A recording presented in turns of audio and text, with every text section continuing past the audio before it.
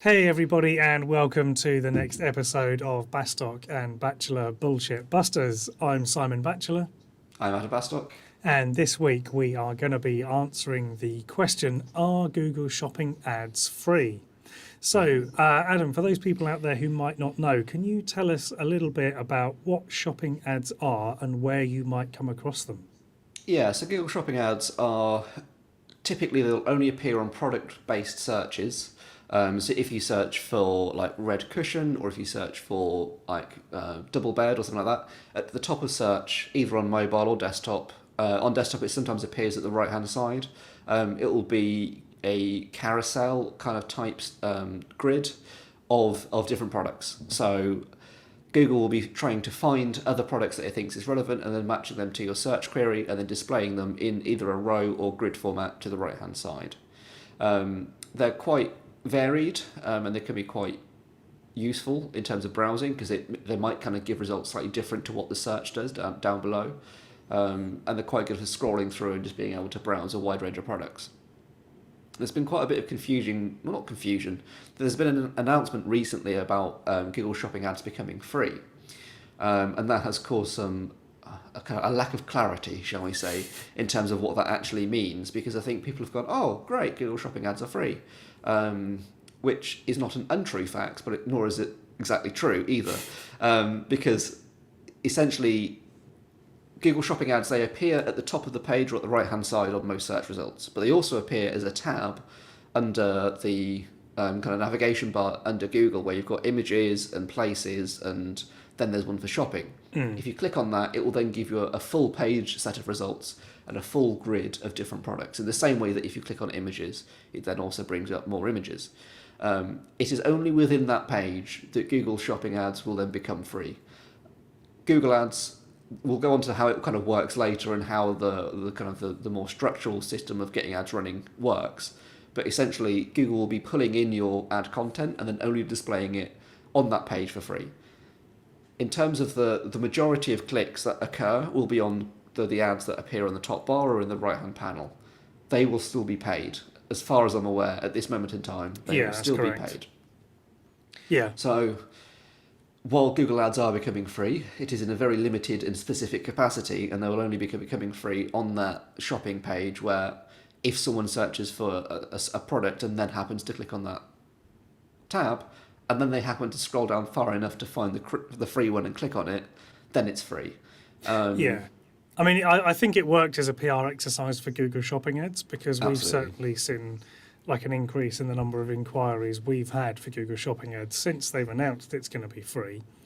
And a lot of people kind of asking us, "Oh, you do Google ads, so does that mean you can do Google ads and like the shopping ads right alongside that for free? What's the deal?" So we've been sort of researching into it quite a bit, but also what we've found is that, as you sort of said, the free results are going to be there. So in the same way that to get your shopping ads running, you have to submit your product feed to Google Merchant Center, and then Yeah. Google Merchant Center then analyzes all the data within your products and then uses that to respond to searches for those products. So what we found is that yes, that listing you can do for free. You don't have to pay to do that bit. But as you've identified, if you want to be on that first page of Google, that hallowed first page results bar at the top or on the right, then yes, you still are gonna have to pay for that. Yeah. But even what we found within even that is that still not only do you have to pay for the ads, but really you do have to pay for a feed manager to sit in between your feed and Google, because Google don't do much within their feed optimizer, should we call it? It doesn't do Yeah. much. It's very much I've got your feed, thanks. It's more of a confirmation that the feed has been received. But there's a lot of things that big popular sites like Shopify and WooCommerce spit out that are really not very useful for Google. And you Yeah. need something to sit in the middle, which can be, if you've got 5, 10, 15 products, you can just do this in Excel. You can Yeah. just get your products and then you can upload all the data and just link the pricing, and that's fine. Yeah. You could optimize under 20 products, I'd say, very happily and never have to touch it again. You'd be fine. If, however, you're on any more than that, you really do need a feed manager to start adjusting titles and, I think that's the map all thing. the different. So, like, Kind of the what you attributes. call, attributes, that's the word, to map your attributes between the two platforms because they have different names, obviously. Yeah, I think a good example of this would be like if you've got red t-shirts. Ideally, the way you want that to appear in Google in not Search Console in Google Merchant Center and under kind of Google's ads platform is that Google knows it's a red t-shirt. Now there are two ways it can do that. Yes. One of which is that you have the title of it is called red t-shirt, and that in the description it has the word red in there. That will probably get you 80% of the way there, where Google will read that and go, okay, well they've got the keyword in the title and in the description, therefore it's probably red. But the main thing that you want to be doing, and as you mentioned, with a low amount of products, you can do this within Google Merchant Center itself, where it does have a rule-based attribute update system where you can say, if the title contains red, then the color is red. But it becomes very difficult to do that if you've got a large catalog, and that's where the feed managers come in being able to make that just much more user-friendly to do.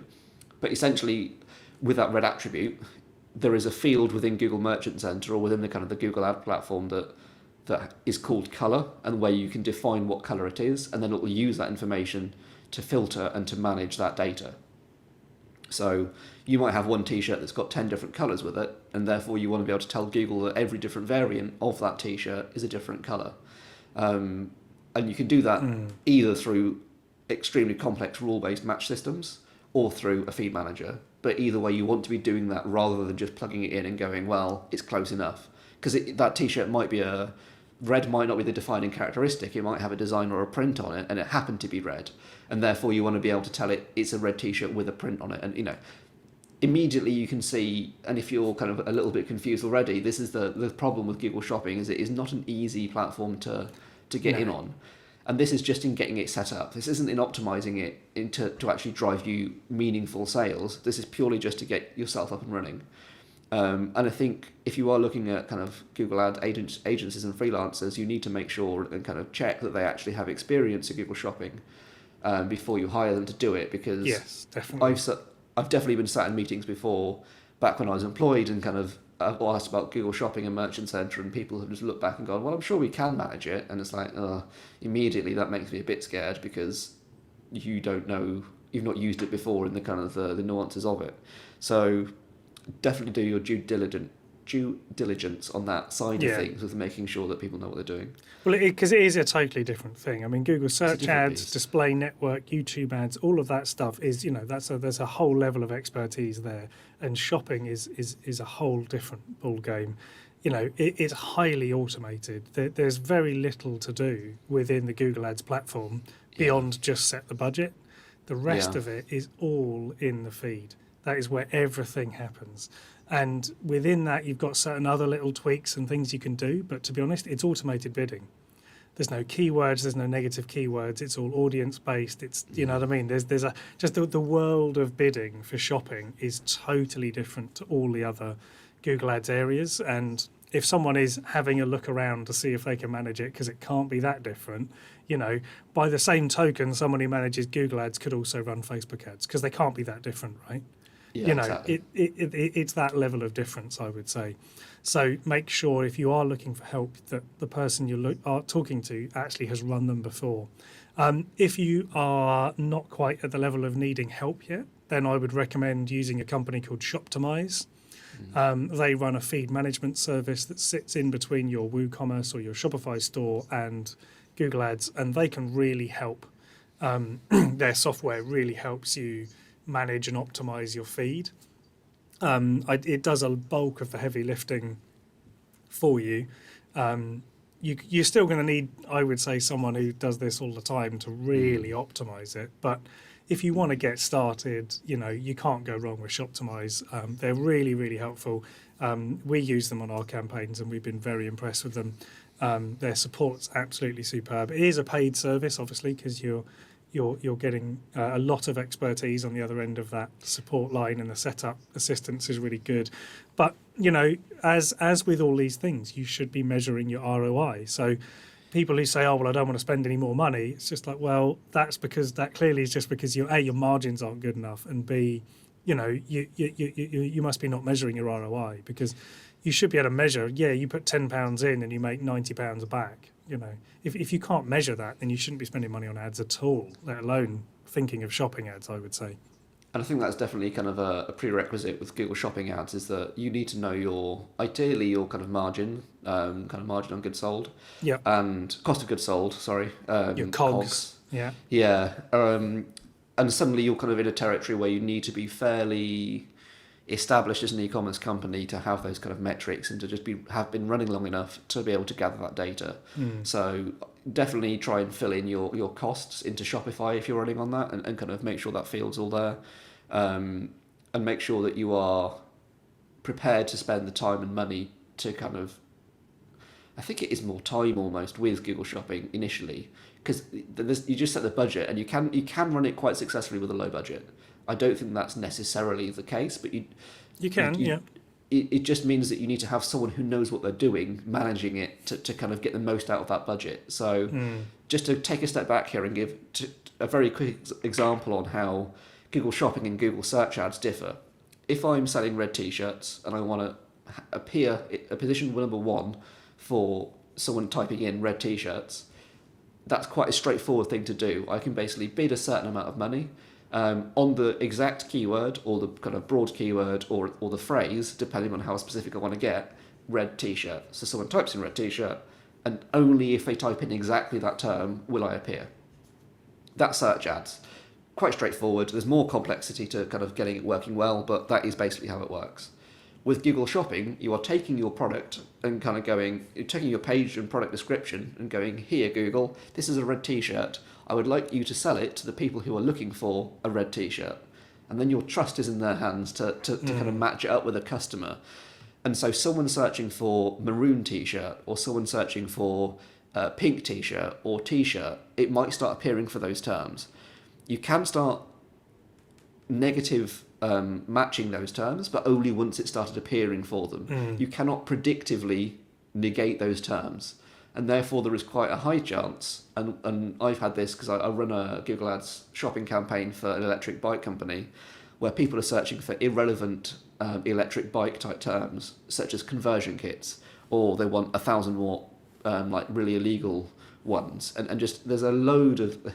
You'd be surprised at what people do type into Google and what it starts appearing for, and it can quite easily start costing you money if people are clicking on that. So I think if you are starting to step into that world of paid Google Shopping ads, do it with 1 or 2 products and do it very slowly.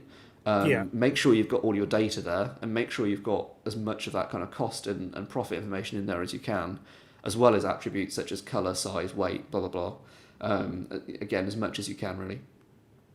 And then basically, if you're not ready to start spending money on that, just get Google Merchant Center set up, and then leave it at that. And then hopefully, once the announcement, or when the Google Shopping free element comes in, which I think is about now. I'm not sure if it was last week or if it's next week. Yeah, it's soon. It's sometime in October. Then you'll start hopefully picking up traffic, or you might not. But interesting to see, though. Basically, no if you don't link to Merchant Center, you're definitely not going to appear. But if you do, you might. So why not? Yeah. I think the only other thing I would add is if you are selling a more premium product online, then you might want to have a think about whether Google Ads, specifically Google Shopping ads, are right for you, because you are going to be competing on price. If anything under £100, people don't care about, what it is or where it comes from. They're just competing on price. And you're always going to have someone else who's going to sell it cheaper. Between 100 and 500, then you can probably, there's a bit of leeway. Obviously, over 500 to 1,000, it's a considered purchase for most people, especially on the consumer goods. For the business, it's probably anything up to £1,000 is impulse, and above that is considered. So, just think if you are in a business where you're competing on price, then shopping ads are probably for you, because you can ride the price and automate a lot of this.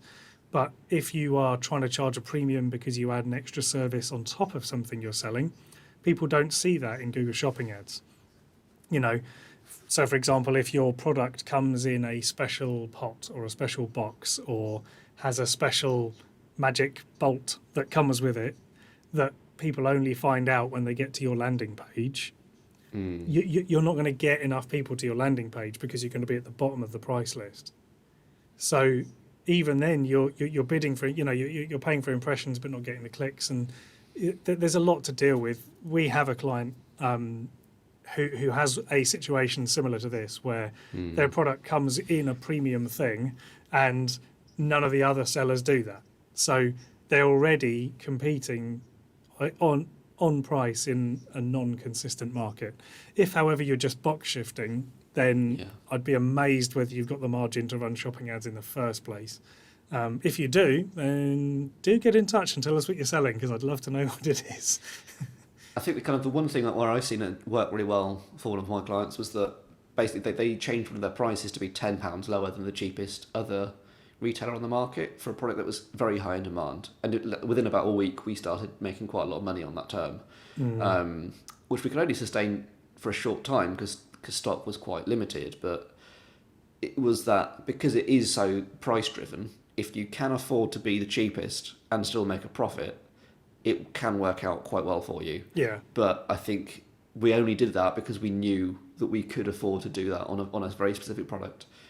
And it was kind of planned. And it only ran for about 3 weeks before we had to change it. So yeah, I think also if you're tactical. upselling after you've got that product in the door, so if essentially you're selling, so for example, if you're selling a coffee maker and then you're going to sell the coffee, then it's a great deal, right? Because you can afford to get, so if two people are selling coffee makers, one of which is just selling coffee makers and the other one is selling coffee makers plus coffee, then you can afford to go lower than they can, almost to a loss, because you know that your profit's coming later on the upsell. So again, it's business model driven. There's a lot of considerations here depending on what you're doing. So I think to bring it to a close, it would be, in my sort of summary, would be yes, Google Ads is going free, and get in Merchant Center and you stand a chance of being one of those free listings. If you know your margins, you know your cost of goods sold, you're familiar with your data feed, you're using a feed manager, then I would look at Google Shopping as a way to potentially increase your conversion rate and buy some new customers. But ultimately, take it slow, I would say, would be my advice. Would you have any other advice to add to that, Adam? I think very quickly, I think it would just be, one, take it slow, pick one product and refine that first. Don't put in your entire catalogue, please, for the love of God. Don't put in your entire catalogue and expect it to kind of do well. Just pick one product, exclude the rest and focus on that. Second piece of advice, lifetime value. I think that's the other metric we've not mentioned that you really need to know is, as Simon said earlier, if your lifetime value of a customer is quite high, and then Google Shopping can be an excellent driver as like a loss leader almost, where it gets people as customers into your site for you to then upsell later on, such as they buy a £10 pack of coffee, but then you know that 10% of those people go on to buy a coffee machine after 6 months for 10 grand or whatever it is. That's a great model for it because Google Shopping has that scale and flexibility, but you need to know what you're doing from a business point of view before you start playing with it, otherwise you will get burned. Yeah, I'd agree with that. I think that's it. And it is free, but in a very limited capacity. But Google Merchant Center, set it up anyway, just out of curiosity. I think it's a good thing to do. Yeah, absolutely. Before I go off to another one. Excellent. Well, thank you very much, everybody, for listening and watching. If you've watched us on YouTube, you can also listen to us in your ears on Spotify, Apple Podcasts, Google Podcasts, Stitcher, all the other ones, all the other good podcast outlets. If you're currently listening to us, then thank you very much for listening. If you'd like to see what we look like, you can check us out on YouTube. Just search for the same name, Bastard Come Bachelor Bullshit Busters, and you will find our lovely faces waiting for you on YouTube. What a treat. Yes, exactly. Yeah. If you've got any questions or suggestions, then reach out to us on LinkedIn. Our links are in the various bios. And if you would like to recommend or request a topic even for the next episode or a future episode, then please do get in touch. We'd love to know what your questions, thoughts and frustrations are, and we can hopefully make an episode to answer that question. Or if you've got a recommendation for a guest, that would also be wonderful. We are having guest episodes every now and then, so we're always on the lookout for guests. So if you've got someone who you think would be perfect for us to talk to, then do get in touch and let us know all about that as well. So Yep. until next time, see you later. Bye.